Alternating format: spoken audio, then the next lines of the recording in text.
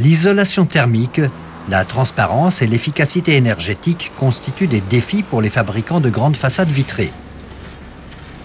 Jusqu'ici, ils calculaient les façades à l'aide de valeurs de laboratoire qui ne peuvent guère tenir compte des influences climatiques et architecturales. D'où le caractère imprécis des résultats. Les bases de données doivent être élaborées en laboratoire à l'aide de simulations. Grâce à la G-Box, c'est le laboratoire qui vient à la façade. Ce dispositif, développé par des chercheurs genevois et tessinois, mesure la valeur G d'une surface vitrée, c'est-à-dire la part d'énergie solaire qui traverse les éléments transparents d'une façade.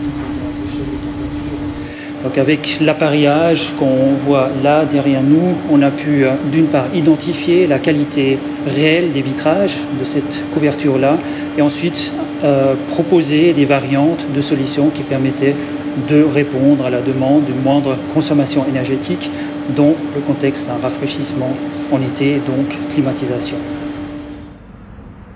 Un bâtiment est en interaction entre son environnement et ses habitants, raison pour laquelle ses caractéristiques changent au fil des heures et des saisons.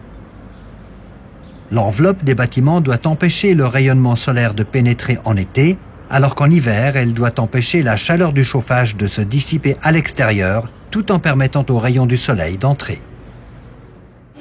L'utilisateur va influencer la performance de la fenêtre. Par exemple, en été, l'automatisme va baisser les stores pour réduire les apports solaires, mais l'utilisateur va se trouver à court de lumière naturelle. Donc, il va remonter les stores, ce qui lui permet de bénéficier davantage de lumière, mais se trouvera en contrepartie exposé au soleil avec les risques de surchauffe que l'on connaît.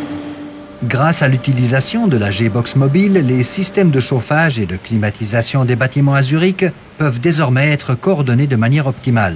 Il en résulte des économies d'énergie, par exemple en été, car les besoins en climatisation sont moins élevés. Une fois le test effectué, on peut enlever la G-Box. L'appareillage est prêt dès aujourd'hui.